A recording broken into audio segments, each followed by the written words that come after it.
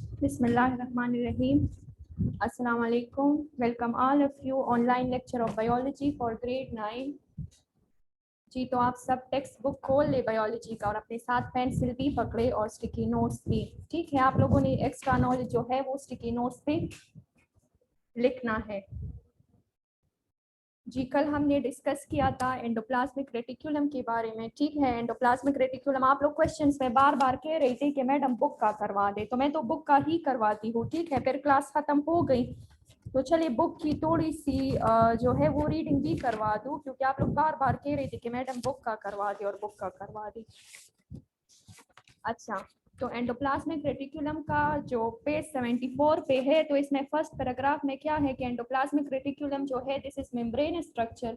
ठीक है, membrane structure ये क्यों है, क्योंकि इसकी जो आउटर बाउंड्री है वो किस चीज से बनी है, मेम्ब्रेन से बनी है। ठीक है, किस चीज से बनी है, मेम्ब्रेन से। इसके अलावा इसके अंदर जो है वो फोल्ड्स होते हैं जिसको क्रिस्टिया कहते हैं। ठीक है, क्रिस्टिया जो है ये क्या है, क्रिस्टिया फोल्ड्स होते हैं और इसका काम सरफेस एरिया को इंक्रीज करना है। जितना सरफेस एरिया ज्यादा होगा उतनी एब्जॉर्प्शन क्या होगी, ज्यादा होगी, और जितनी एब्जॉर्प्शन ज्यादा होगी उतना ही सेल जो है वो हेल्दी होगा।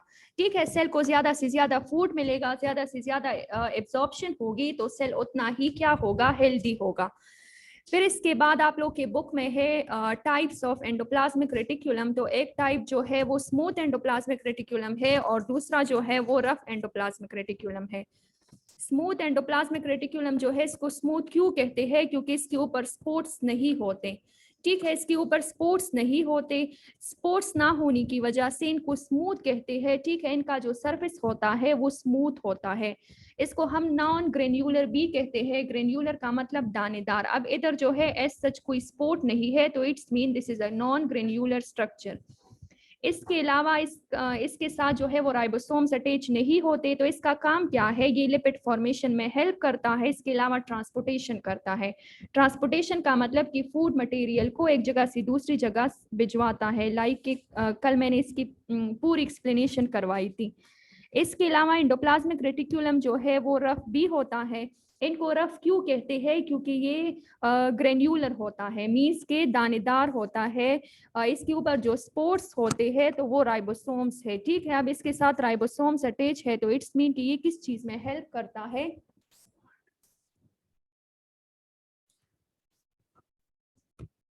ये जो है ये हेल्प करता है प्रोटीन सिंथेसिस में। ठीक है, राइबोसोम जो है ये सेल के अंदर ऐसे ऑर्गेनेलिस होते हैं, इसका काम क्या है, प्रोटीन सिंथेसिस है। अब हमारी बॉडी में प्रोटीन की सिंथेसिस क्यों जरूरी है, क्योंकि हमारे हेयर्स, नेल्स, हमारा बॉडी स्ट्रक्चर, हमारा बोन जो है वो किस चीज से बने हैं, वो जो है बने हैं प्रोटीन से। और आज हम डिस्कस करेंगे, ठीक है, जो स्टूडेंट्स बार बार कह रहे थे कि बुक का करवा दे, तो बुक में इतनी ही एक्सप्लेनेशन है, बाकी मैंने जो डिटेल में किया है तो आप लोगों ने वो लेक्चर देखना है। आज जो हम पढ़ेंगे वो माइटोकॉन्ड्रिया आप लोग का की बुक पेज 75 पे है। ठीक है, आज हमारा टॉपिक है माइटोकॉन्ड्रिया, बुक पेज 75 आप लोग निकाल लें। माइटोकॉन्ड्रिया को स्टार्ट करने से पहले मैं आप लोग को बताऊंगी कि इसमें हम क्या क्या पढ़ेंगे। ठीक है, माइटोकॉन्ड्रिया को किसने डिस्कवर किया था, माइटोकॉन्ड्रिया का फंक्शन क्या है, इनका स्ट्रक्चर कैसे है, इनके स्ट्रक्चर के बारे में पढ़ेंगे, इनके डिस्कवरी के बारे में पढ़ेंगे और इसके साथ साथ इनके फंक्शंस के बारे में पढ़ेंगे। ठीक है, तो स्टार्ट ले लेते हैं फर्स्ट ऑफ ऑल इनकी डिस्कवरी से। तो माइटोकॉन्ड्रिया को डिस्कवर किया था एक साइंटिस्ट ने, वेस्टर्न साइंटिस्ट था जिसका नाम था कॉलिकर। ठीक है, कॉलिकर ने किया था 1880 में। माइटोकॉन्ड्रिया को कॉलिकर ने डिस्कवर किया था 1880 में।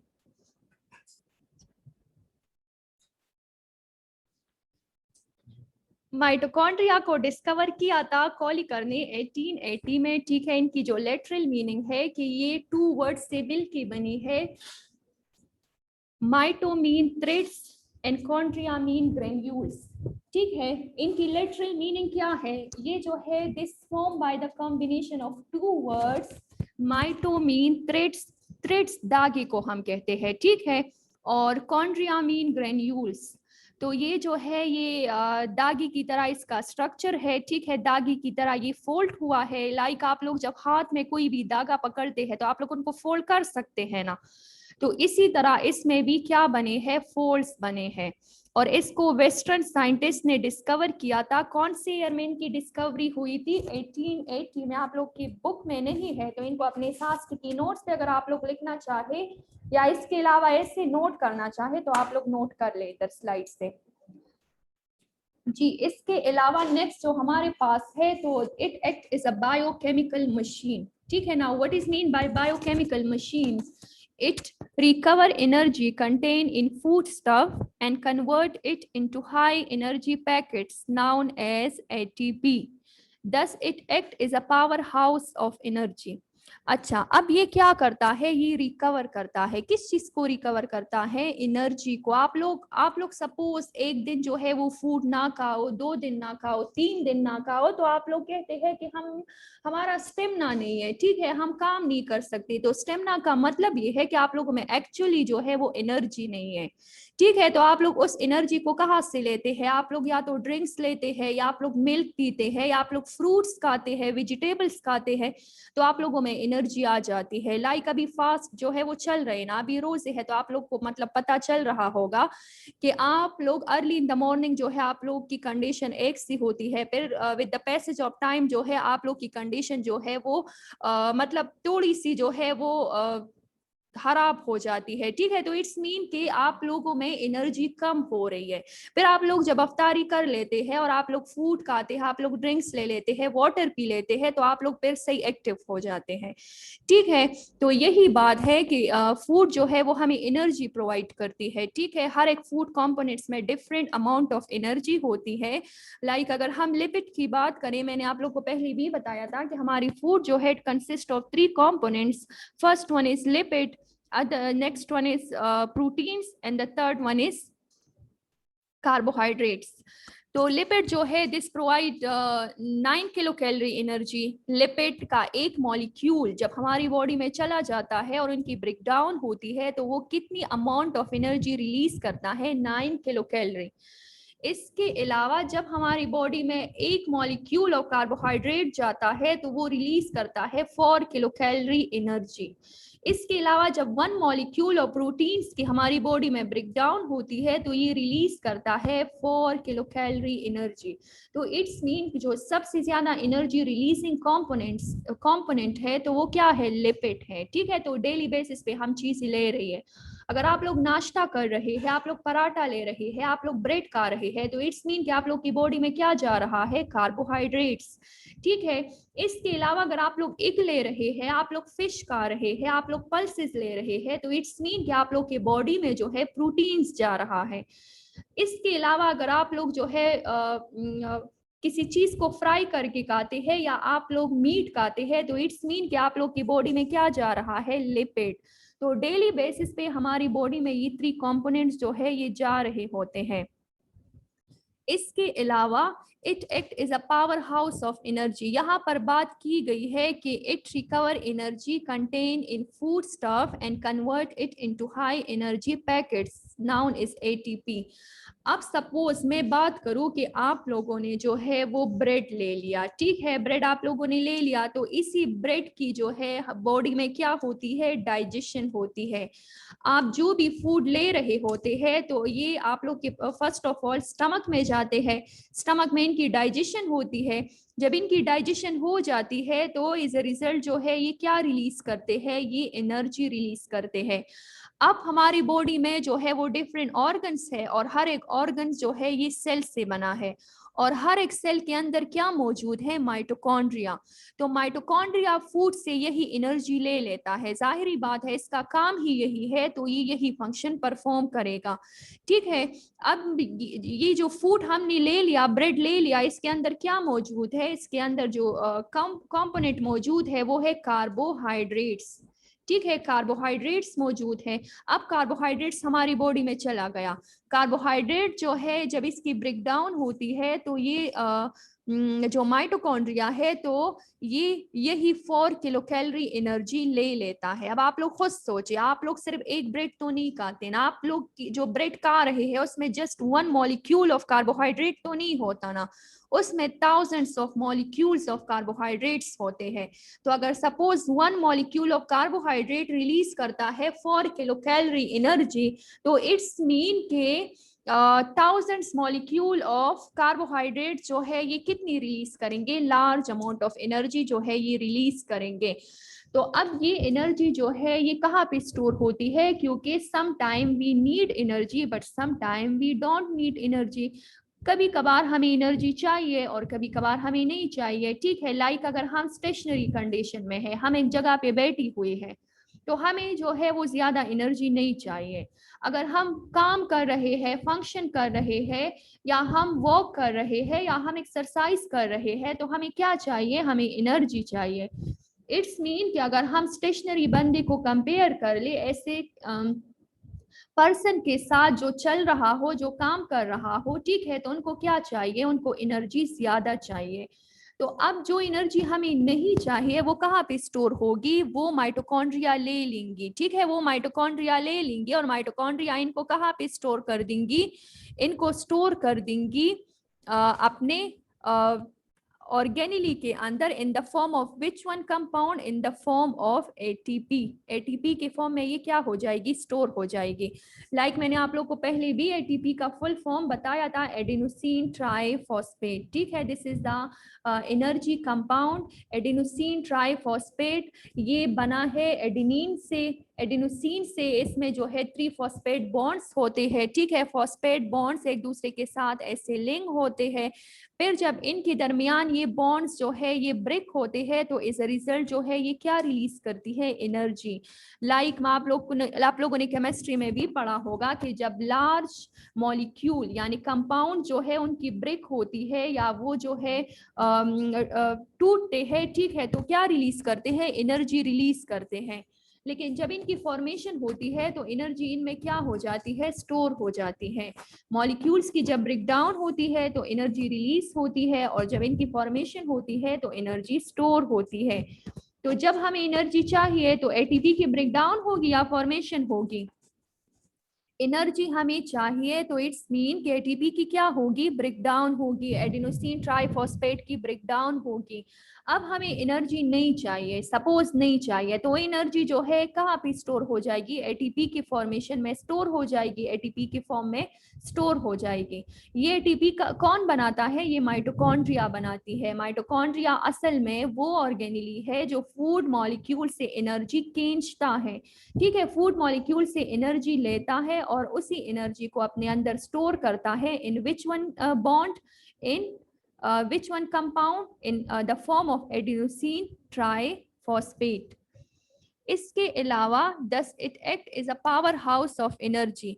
अब अगर ये एनर्जी ले रहा है और अपने अंदर स्टोर कर रहा है तो आप लोग इसको पावर हाउस कहोगे ना, जिस तरह इलेक्ट्रिसिटी की पावर हाउस होते हैं वहां पे जो है इलेक्ट्रिसिटी बनती है, ठीक है। इस तरह डिफरेंट इंडस्ट्रीज होते हैं डिफरेंट प्रोडक्ट्स बनाने के लिए। तो यहाँ पे क्या है कि यहाँ पे अगर एनर्जी बन रही है, हमारे साथ नेचुरल सोर्स है, सेल के अंदर एक ऑर्गेनेली मौजूद है जो एनर्जी बना रही है, तो ये क्या है, it act is a power house of energy. It's mean कि mitochondria provide us energy and it also store energy. ये एनर्जी को स्टोर भी करती है और हमें प्रोवाइड भी करती है, ठीक है। नहीं चाहिए तो स्टोर करेंगी, चाहिए तो प्रोवाइड करेंगी, बॉन्ड को बनाएंगी, बॉन्ड को जो है वो ब्रेक करेंगी तो हमें एनर्जी मिलेंगी। जी, तो बायोकेमिकल मशीन की तो एक्सप्लेनेशन हो गई, होप सो कि आप लोग को जो है वो समझ आ गई होगी। नेक्स्ट हमारे पास बुक में जो सेंटेंसेस है उनको मैं रीड लास्ट में दूंगी, ठीक है। फिलहाल आप लोग इस पे अपना कॉन्सेप्ट क्लियर कर लें, बुक में टू द पॉइंट चीजें हैं। इसके बाद जो है माइटोकॉन्ड्रिया का नंबर आ जाता है, तो नंबर ऑफ माइटोकॉन्ड्रिया जो है ये वेरी करते हैं। आप लोग ये ना सोचे कि सारे सेल में जो है नंबर ऑफ माइटोकॉन्ड्रिया सेम होंगे। Each and every cell consist of different number of mitochondria and it is ranges from 500 to 1500, ठीक है। मीन्स के एस्टिमेट लगाया है कि पर सेल में जो है ये 500 से 1500 तक माइटोकॉन्ड्रिया हो सकते हैं। अब जरूरी नहीं, इनसे जो है वो अमाउंट ज्यादा भी हो सकती है, कम भी हो सकती है, लेकिन जो बिल्कुल एस्टिमेट लगाई है तो वो क्या है 500 to 1500। अब इसके अलावा कौन से ऐसे सेल्स है जिसमें नंबर ऑफ माइटोकॉन्ड्रिया ज्यादा होंगे या कौन से ऐसे सेल्स है जिसमें नंबर ऑफ माइटोकॉन्ड्रिया कम होंगी, ये हम आगे पर डिस्कस करेंगे। ठीक है, आप लोग के जहन में मस्ट ये क्वेश्चन एराइज होगा कि कौन से सेल में ये ज्यादा होते हैं। इसके अलावा अगर हम साइज को देख ले तो under microscope mitochondria size range from 0.2 micron to 5 micron. Microscope के अंदर अगर हम माइटोकॉन्ड्रिया को देख ले तो इसका जो साइज है वो 0.2 माइक्रोन है। ये आप लोग के लेक्चर में मैंने इसलिए ऐड किया है क्योंकि ईटा टेस्ट में इस तरह के एमसीक्यूज आते हैं कि माइटोकॉन्ड्रिया जो है इसका साइज क्या है, ठीक है, इसकी लेंथ क्या है, तो अपने साथ आप लोग नोट करें इसको। और इसकी जो लेंथ है वो 0.5 माइक्रोन है। ठीक है, लेंथ इसकी 0.5 माइक्रोन है और इसकी जो साइज है वो 0.2 to 5 माइक्रोन है। इसके अलावा अगर हम माइटोकॉन्ड्रिया का स्ट्रक्चर देख ले तो माइटोकॉन्ड्रिया का स्ट्रक्चर बहुत ज्यादा कॉम्प्लिकेटेड है। ठीक है, आप लोग को इसमें बिल्कुल फोल्ड से नजर आएंगे और इसका स्ट्रक्चर जो है ये डायनेमिक है। डायनेमिक में आप लोग कंफ्यूज ना हो, डायनेमिक वो स्ट्रक्चर होता है जो खुद अपने अंदर चेंजेस लाता है। ठीक है, माइटोकॉन्ड्रिया का जो स्ट्रक्चर है तो ये ग्रो करता है, लेंथ में भी ग्रो करता है। इसके अलावा ये ब्रांचेस भी इससे निकलते हैं। इसके अलावा ये डिवाइड भी होता है। तो अगर कोई स्ट्रक्चर जो है वो डिवाइड होता है, इनसे ब्रांचेस बनते हैं, इनकी लेंथ में इंक्रीजमेंट आती है, तो it's mean this is not a fix structure, this is a dynamic structure. ठीक है, कि ये जो है ये फिक्स स्ट्रक्चर नहीं है। फिक्स स्ट्रक्चर वही होगा जो बिल्कुल परमानेंट होगा, जिसमें कोई चेंजेस नहीं आएंगी, ना इनकी लेंथ में इंक्रीज आएगा, ना इनके जो है ये ब्रांच वाइज डिवाइड होगा। ठीक है, अब डायनेमिक स्ट्रक्चर वो स्ट्रक्चर है जो खुद अपने अंदर चेंजेस ले आ सकता है और आप लोग को पता है ये चेंजेस कितने टाइम में आती है। ये चेंजेस जो है ये लेस देन 1 मिनट। ठीक है, 1 मिनट से जो है ये कम टाइम में ये सारी चेंजेस आती है माइटोकॉन्ड्रिया में। इट्स मीन कि माइटोकॉन्ड्रिया की जो ग्रोथ है वो बहुत ज्यादा जल्दी होती है। इसके अलावा अगर हम माइटोकॉन्ड्रिया के स्ट्रक्चर को पूरी डिटेल से देख ले तो mitochondria is a filamentous structure. ठीक है, माइटोकॉन्ड्रिया फिलामेंटस स्ट्रक्चर है। फिलामेंटस स्ट्रक्चर वो होता है जिसमें फिलामेंट से बने हो, ठीक है, सेप्टा से बने हो। इसके अलावा ये एलोंगेटेड स्ट्रक्चर है। आप लोग को माइटोकॉन्ड्रिया के स्ट्रक्चर से पता चल भी रहा होगा, this is somewhat rectangle shape. ठीक है, ये एलोंगेटेड है। एलोंगेटेड का मतलब कि ये लंबा है, लेंथ वाइज जो है ये बड़ा है। ठीक है, विड्थ इसकी इतनी नहीं है लेकिन लेंथ में ये बड़ा है। इसके अलावा अगर हम प्रोकैरियोट्स और यूकैरियोट्स को इधर कंपेयर कर ले तो आप लोग को पहले मैंने क्लियर किया था कि प्रोकैरियोट्स जो है ये वो ऑर्गेनिजम्स होते हैं जिसमें ट्रू न्यूक्लियस नहीं होता। ठीक है, प्रोकैरियोट्स वो ऑर्गेनिजम्स होते हैं जिसमें ट्रू न्यूक्लियस नहीं होता और यूकैरियोट वो ऑर्गेनिजम्स होते हैं जिसमें ट्रू न्यूक्लियस मौजूद होता है। अब सपोज अगर हम खुद अपनी एग्जांपल ले ली तो ह्यूमन जो है ये क्या है, ये यूकैरियोट्स हैं। और अगर अगर अगर हम बैक्टीरिया की एग्जांपल ले ले तो बैक्टीरिया जो है ये क्या है, ये प्रोकैरियोट्स हैं। प्रोकैरियोट्स में ट्रू न्यूक्लियस नहीं होगा और यूकैरियोट्स में जो है वो ट्रू न्यूक्लियस मौजूद होगा। इसके अलावा अगर हम माइटोकॉन्ड्रिया को कंपेयर कर ले तो माइटोकॉन्ड्रिया जो है ये यूकैरियोट में नहीं होगा और प्रोकैरियोट में जो है ये मौजूद होगा और प्रोकैरियोट्स में ये नहीं होगा और यूकैरियोट में जो है ये मौजूद होगा। लाइक अगर हम ह्यूमन की बात करें तो उधर जो है ये माइटोकॉन्ड्रिया मौजूद होगा, लेकिन अगर हम बैक्टीरिया यानी प्रोकैरियोट्स की बात करें तो उधर मौजूद नहीं होगा। इसके अलावा it is absent and it is taught that required is produced in the cytoplasm by anaerobic respiration। अब आप लोग सोच रहे होंगे कि जितनी भी यूकैरियोट्स ऑर्गेनिज्म है तो उसमें तो माइटोकॉन्ड्रिया मौजूद है। ठीक है, तो वो क्या करेंगे, वो अपने सेल्स के लिए एनर्जी प्रोवाइड करेंगे। सेल के लिए एनर्जी प्रोवाइड होगी तो ऑर्गन्स की ग्रोथ होगी, ऑर्गन्स की ग्रोथ होंगी तो पूरी ऑर्गेनिज्म यानी हमारी बॉडी क्या होगी, हेल्दी होगी। अब जितनी भी प्रोकैरियोट्स है लाइक बैक्टीरिया है तो वहां पर तो एज सच माइटोकॉन्ड्रिया मौजूद नहीं है, तो उनकी एनर्जी की रिक्वायरमेंट्स कैसे पूरी होगी। ठीक है, अगर उधर माइटोकॉन्ड्रिया नहीं है, एनर्जी का पावर हाउस नहीं है, तो वहां पे जो है सिंथेसिस कैसे होगी। तो आप लोग के बुक पेज 75 पे लाइन 4 में जो है वो दिया है एक टर्म मीजोसोम। ठीक है। ये मेसोसोम जो है इसका क्या मतलब है, ये बैक्टीरिया सेल के अंदर छोटे छोटे पार्ट्स होते हैं, इसको हम ऑर्गेनिली कह सकते हैं। लेकिन जब आप लोग इसके साथ ऑर्गेनिली लिखोगे ना तो उनके साथ लिखोगे bacterial organelle, it's mean this is a false organelle. ठीक है, ये बैक्टीरिया की ऑर्गेनिली है, आप लोग इसके लिए अलग ऑर्गेनिली नहीं लिख सकते। आप लोग इसके लिए लिखोगे आप लोग इसके लिए क्या लिखोगे कि बैक्टीरियल ऑर्गेनिली। ठीक है, कि ये बैक्टीरियल ऑर्गेनिली है। असल में ये मेसोसोम्स क्या है, मेसोसोम बैक्टीरिया के अंदर होते हैं। ठीक है, और ये जो है आप लोग मेरी वॉइस पे फोकस करिए, ठीक है, और समझे इसको। मेसोसोम जो है ये इन्विजिनेशन है, किस चीज की इन्विजिनेशन है, प्लाज्मा मेम्ब्रेन की इन्विजिनेशन है, और ये प्रोड्यूस होता है केमिकल से। ठीक है, सेल मेम्ब्रेन आउटर कवरिंग है ना सेल का, तो उनसे जो क्या निकलते हैं, इस तरह के दागे से निकलते हैं, मतलब उनकी जो फोल्डिंग होती है, तो उसको इन्विजिनेशन कहते हैं।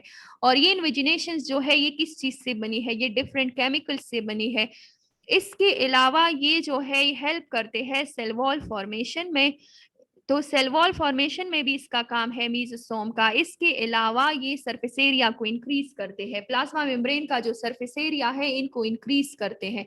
इनको क्यों इंक्रीज करते हैं, क्योंकि प्लाज्मा मेम्ब्रेन का सरफेस एरिया जितना इंक्रीज होगा, जितना इसका सरफेस एरिया बड़ा होगा, उतना ही फूड की जो एब्जॉर्प्शन है वो ज्यादा होगी, और जितनी फूड की एब्जॉर्प्शन ज्यादा होगी उतना ही सेल क्या होगा, हेल्दी होगा। ठीक है, अगर किसी सेल को ज्यादा फूड मिल रहे हैं, ज्यादा मिनरल्स मिल रहे हैं, ज्यादा विटामिन मिल रहे हैं, तो इट्स मीन कि क्या होगा कि सेल जो है वो स्ट्रांग होगा, हेल्दी होगा। ठीक है, क्योंकि उसको डिफरेंट फूड कंपोनेंट्स मिल रहे हैं। तो सेल मेम्ब्रेन का जो सरफेस एरिया है वो कौन इंक्रीज करती है, वो इंक्रीज करती है मेसोसोम। इसके अलावा मेसोसोम का काम क्या है कि ये एनएरोबिक रेस्पायरेशन करती है। ठीक है, एनएरोबिक रेस्पायरेशन को भी समझे। Anaerobic respiration is a type of respiration which takes place in the absence of oxygen। जितनी भी यूकैरियोट्स है, लाइक हम है, तो हम जो है वो एरोबिक रेस्पायरेशन करते हैं। एरोबिक रेस्पायरेशन वो रेस्पायरेशन है जो ऑक्सीजन के प्रेजेंस में हो, और एनएरोबिक रेस्पायरेशन वो रेस्पायरेशन है जो ऑक्सीजन के एब्सेंस में हो। तो ऑक्सीजन के एब्सेंस में जो रेस्पायरेशन होता है वो क्या है, वो एनएरोबिक रेस्पायरेशन है।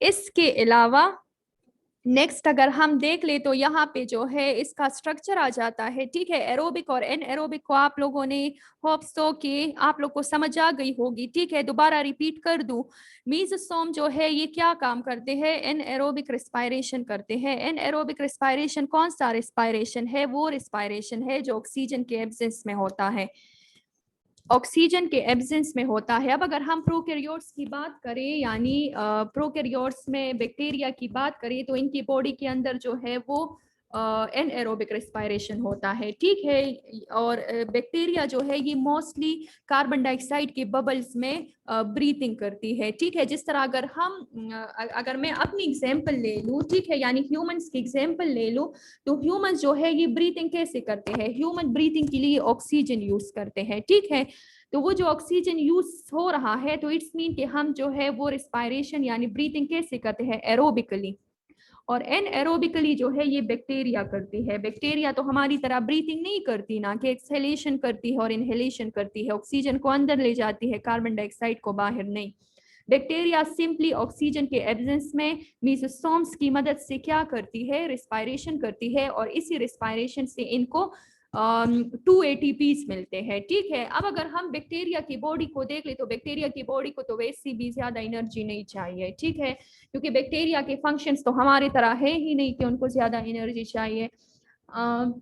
अब अगर हम अपनी एग्जांपल ले ले, तो हम वॉक करते हैं, इसके अलावा हम जो है वो स्टडी भी करते हैं, हम टॉकिंग भी करते हैं, हमारा मोस्टली जो एनर्जी है वो स्टडी पर भी वेस्ट हो जाता है। ठीक है, इसी तरह हम जो है और भी फंक्शंस परफॉर्म कर रहे होते हैं। जब सोसाइटी में रहते हैं तो ऑब्वियसली हमारे फंक्शंस बहुत ज़्यादा होते हैं। तो ये जो है, तो बैक्टीरिया की तो एज सच कोई एक्टिविटीज नहीं होती, तो बैक्टीरिया को बहुत ज्यादा माइन्यूट अमाउंट में एनर्जी चाहिए। वहां पर जो है माइटोकॉन्ड्रिया नहीं है, वहां पर एक और बैक्टीरियल मेम्ब्रेन है जिसको मीजोसोम कहते हैं। तो मीजोसोम जो है वो एनएरोबिक रेस्पायरेशन करते हैं ऑक्सीजन के एब्सेंस में, ठीक है। और ये उस इसके लिए कितनी एटीपी रिलीज करता है? एनएरोबिक रेस्पायरेशन में याद रखिए 2 एटीपी रिलीज होते हैं। और अगर हम एरोबिक रेस्पायरेशन को देख ले, ठीक है, तो उसमें रिलीज होते हैं, यहाँ नीचे जो मैं लिख रही हूँ याद रखिए, this is for aerobic respiration, ठीक है। एरोबिक रेस्पायरेशन में जो रिलीज होते हैं एटीपीज, तो कितने एटीपीज रिलीज होते हैं? 38 एटीपी। तो इट्स मीन कि हमारी बॉडी को ज्यादा एटीपी चाहिए, बैक्टीरिया की बॉडी को कम एनर्जी चाहिए, ठीक है। अकॉर्डिंग टू एक्टिविटी, एक्टिविटी के लिहाज से, बॉडी स्ट्रक्चर के लिहाज से, कॉम्प्लेक्सिटी के लिहाज से जो है वो ये डिफरेंशिएशन है। क्लियर हो गई बात? चलें अब नेक्स्ट हेडिंग की तरफ आते हैं, पार्ट्स ऑफ माइटोकॉन्ड्रिया। तो माइटोकॉन्ड्रिया जो है this is a double membrane structure, ठीक है। इसमें डबल मेम्ब्रेन है, मैंने आप लोग को क्लियर करवाया था कि सेल की जो आउटर कवरिंग है उसकी अपनी सेल मेम्ब्रेन है, और इसके अंदर जो है डिफरेंट ऑर्गेनेलीज है तो उसके अपने मेम्ब्रेन्स होते हैं, ठीक है। तो यहाँ पे ये बिल्कुल डबल मेम्ब्रेन स्ट्रक्चर है माइटोकॉन्ड्रिया का। आउटर जो है इसको आउटर मेम्ब्रेन कहते हैं। आउटर मेम्ब्रेन आप लोग के लिए बुक पे 75 पे लेबल किया है, नीचे मैं डायग्राम भी दिखाऊंगी आप लोग को कि आउटर मेम्ब्रेन है, ठीक है। बिल्कुल इसका जो आउटर साइड है वो आउटर मेम्ब्रेन है, और ये जो फोल्ड हुआ है तो इस फोल्डिंग को क्रिस्टिया कहते हैं, ठीक है। तो ये क्रिस्टिया जो है ये क्या है? ये इसकी ये इनर मेम्ब्रेन की जो फोल्डिंग है, ठीक है, ये जो ऐसे फोल्ड हुआ है तो इसको, इस फोल्डिंग को क्रिस्टिया कहते हैं। और कलेक्टिवली ये क्या है? ये मेम्ब्रेन है। क्रिस्टिया के अंदर आप लोगों को ब्लू फ्लूइड दिखाई दे रहा है, फ्लूइड का मतलब वाटरी सब्सटेंस दिखाई दे रहा है। तो ये ब्लू कलर का जो फ्लूइड है तो इसको मैट्रिक्स कहते हैं, ठीक है। साइटोप्लाज्मिक मैट्रिक्स, यानी we can say that this is the fluid part of the cell, ठीक है। Matrix is the fluid part of the cell. Matrix क्या है? ये सेल का फ्लूइड पार्ट है। इसके अलावा अगर हम नेक्स्ट देख ले तो यहाँ पे क्या है? यहाँ पे आउटर मेम्ब्रेन है। तो आउटर मेम्ब्रेन जो है वो आप लोग को बिल्कुल स्मूथ दिखाई दे रही है, ठीक है। जवेरी आयान कैमरा बंद कर ले आप। आउटर मेम्ब्रेन जो है ये आप लोग को दिखाई दे रही है स्मूथ, ठीक है। आउटर मेम्ब्रेन आप लोग के साथ स्मूथ है, और इनर मेम्ब्रेन जो है ये इनके क्या बने हैं? इनके फोल्ड्स बने हैं। आउटर मेम्ब्रेन स्मूथ है और इनर मेम्ब्रेन आप लोग के साथ क्या बनाती है? फोल्ड्स बनाती है। आउटर मेम्ब्रेन तो जस्ट जो है माइटोकॉन्ड्रिया को क्या दे रही है? माइटोकॉन्ड्रिया को शेप दे रही है। इनर मेम्ब्रेन के ये जो फोल्ड्स बने हैं, collectively this is the inner membrane, और ये जो फोल्ड्स बने हैं तो इसको क्या कहते हैं? क्रिस्टिया कहते हैं। क्रिस्टिया के अंदर जो स्पेस होता है तो उसको क्या कहते हैं? मैट्रिक्स कहते हैं, ठीक है। इनर जो फोल्ड्स है तो उनको क्रिस्टिया कहते हैं, इनर फोल्ड्स को। इसके अलावा the inner membrane is folded inward giving rise to extensions called cristae. Cristae increase the surface area on which respiration takes place. Cristae का काम क्या है? कि ये क्रिस्टिया जो है ये इस तरह फोल्ड्स बनाते हैं, ठीक है। तो जितने फोल्ड ज्यादा होंगे उतना ही क्या बनेगा? उतना ही सरफेस एरिया ज्यादा होगा, और उतना ही एब्जॉर्प्शन भी क्या होगी? ज्यादा होगी। याद रखें कि जब किसी चीज में, किसी मेम्ब्रेन में फोल्ड ज्यादा बनते हैं तो उतना ही उसका सरफेस एरिया क्या होता है? ज्यादा होता है। सरफेस एरिया ज्यादा होता है तो इट्स मीन कि एब्जॉर्प्शन ज्यादा होती है, और जितनी एब्जॉर्प्शन ज्यादा होती है तो उतना ही सेल क्या होगा? एक्टिव होगा, ज्यादा फूड कंपोनेंट्स ऑब्टेन करेगा। तो क्रिस्टिया क्या है? ठीक है। इसके अलावा अगर हम देख ले तो cristae increase the surface area on which respiration takes place. Cristae, ये रेस्पायरेशन असल में है क्या? ये कौन सा प्रोसेस है? इसको मैं लास्ट में एक्सप्लेन करूंगी। क्रिस्टिया जो है are greater in number in more active cells. अब हमारी बॉडी में कुछ ऐसे सेल्स है जो मोर एक्टिव है, कुछ ऐसे सेल्स है जो लेस एक्टिव है। जो मोर एक्टिव सेल्स है तो इट्स मीन कि उसको क्या ज्यादा चाहिए? एनर्जी ज्यादा चाहिए, और जो लेस्ट एक्टिव सेल है तो उसको क्या चाहिए, उसको कम एनर्जी चाहिए। तो जितना सेल एक्टिव होगा तो उसमें उतना ही नंबर ऑफ माइटोकॉन्ड्रिया क्या होंगे, ज्यादा होंगे या कम। आप लोग आंसर करें, शाबाश, ज्यादा होंगी। ठीक है, आप लोग का जब लास्ट में मैं ओपन कर दूं ना क्वेश्चन आंसर का, तो आप लोगों ने मुझे बताना है कि माइटोकॉन्ड्रिया एक्टिव सेल में ज्यादा होंगे या कम। अगर सपोज हमारी स्केलेटल मसल्स, स्केलेटल सेल्स जो होते हैं, हमारे स्केलेटन के जो सेल्स होते हैं, तो उसको तो हम पूरा दिन मूवमेंट दे रहे होते हैं। ठीक है, पूरा दिन कभी हाथों को मूवमेंट देते हैं, कभी पाँव को। ठीक है, इट्स मीन कि हम सही तका रहे होते हैं इनको।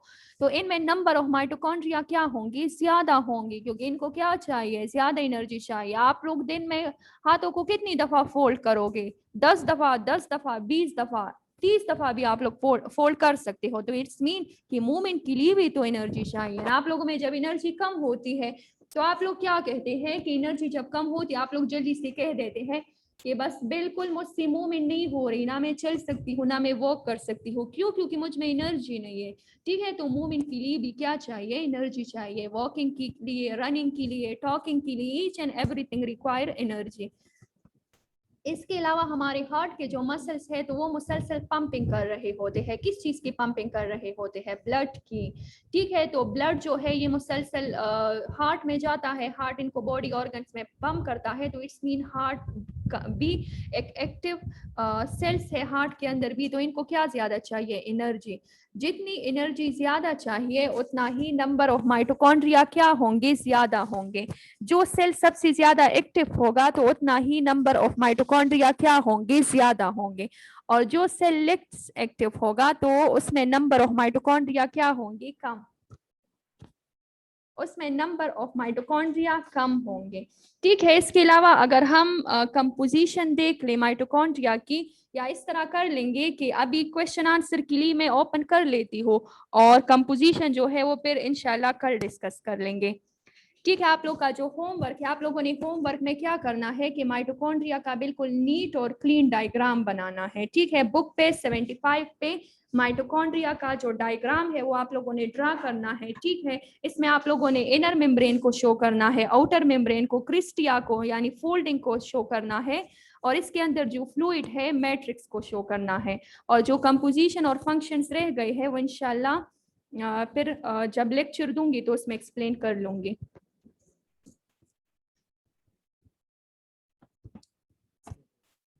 हेजर क्वेश्चन करें आप, हेजर।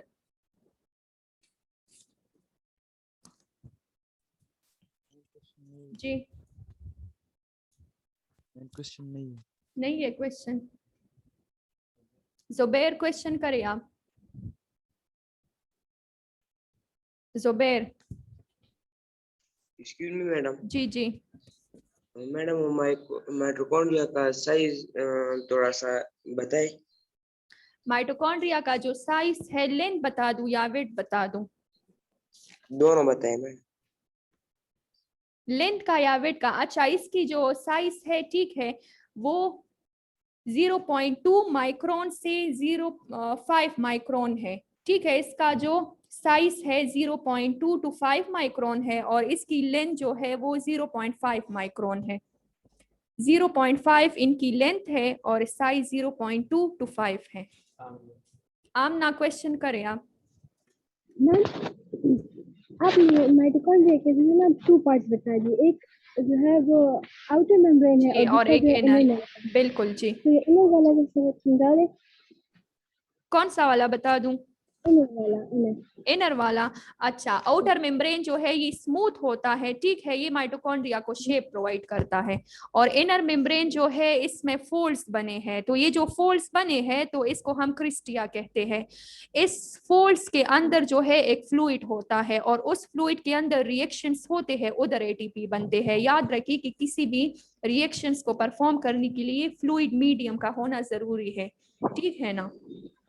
तो वहां पे जो है वो एटीपी बनते हैं। क्रिस्टिया जो है असल में इनर मेम्ब्रेन में होता है। हसनैन क्वेश्चन करें आप, हसनैन। मैडम अस्सलाम वालेकुम। वालेकुम अस्सलाम, क्वेश्चन करें आप। होमवर्क क्या है? होमवर्क आप लोग का बुक पेज 75 पे माइटोकॉन्ड्रिया का डायग्राम ड्रा करना है और ये हाफ रहता है तो ये नेक्स्ट लेक्चर में फिर एक्सप्लेन करवाऊंगी।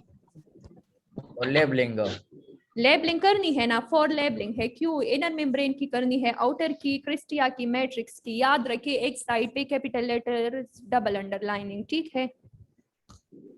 Yes ma'am thank